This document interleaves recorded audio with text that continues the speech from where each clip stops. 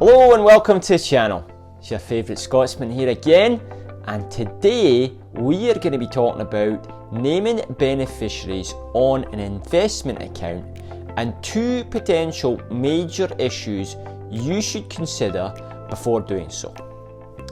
First off, why name someone in the first place? Isn't this what my will is for? These are a pair of questions I hear all too often.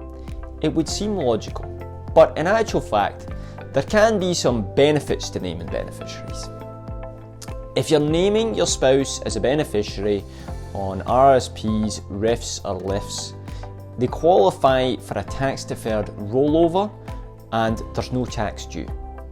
When it comes to naming a spouse on a TFSA, if they're designated as the successor holder, the full balance of your TFSA can be rolled over into their TFSA regardless of how much TFSA room they have left. When it comes to naming anyone other than your spouse as a beneficiary on your investment accounts, these completely bypass the probate process, which can lead to decent savings if you've got sizable assets. Remember that you can actually only name beneficiaries on registered accounts. Segregated funds are a different kettle of fish, but we'll talk about that in a later video. Okay, now that we have the basics covered, what else should you be aware of when deciding to name your beneficiary? Generally, when you have a spouse, it is common practice to have them listed as beneficiaries on registered accounts for the reasons that I've just outlined. That said, when naming someone other than your spouse as the beneficiary on your RRSP, RIF, locked-in account or LIF, caution is warranted. That's because these accounts are deemed to have been opened up upon your death, and the tax burden goes to the estate. Let's look at a quick example of this. We have Margaret. Now, Margaret's a widow with two adult children and a granddaughter. She has unfortunately just passed away, but she has left the following assets to be split amongst her children and her granddaughter.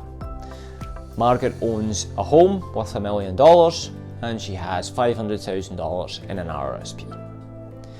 Margaret's intention is to give her adult children the house and her granddaughter whatever is left after taxes in her RRSP. She names her granddaughter as the beneficiary of her RRSP, and in her will, she instructs the two adult children to split the house 50-50. Seems fair enough.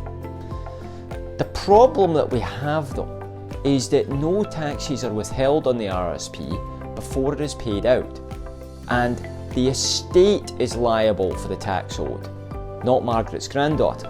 In theory, Margaret's granddaughter could take the full $500,000 from the RRSP and leave Margaret's daughters to pay the tax bill from the estate, which could be the best part of $250,000. I'm sure that you can agree that this would be less than ideal.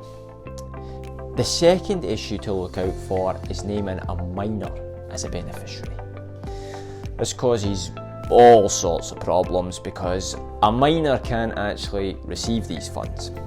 If a minor is named without naming a trustee and without trust terms, the proceeds of these accounts must be paid into court and will be invested by a government body until the child is 18. At age 18, all the funds are paid to the child.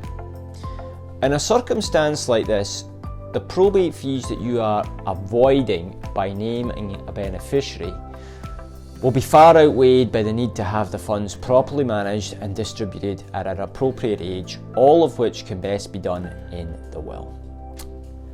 That's it for today. Maybe you already have your estate plan in place and you're good to go, and if that is the case, then great. But maybe from this video today, I have given you a couple of things to think about when it comes to your estate plan. We're happy to have an initial conversation with you about your estate plan, but as always, it should include your estate professional. If you don't already have one, we can put you in touch with an estate planning professional from our network. Before you go, please do give us a thumbs up. And if you're interested in hearing more from us, go ahead and subscribe to the channel. It only takes a second or two. Have a great rest of your day, and we'll see you next time.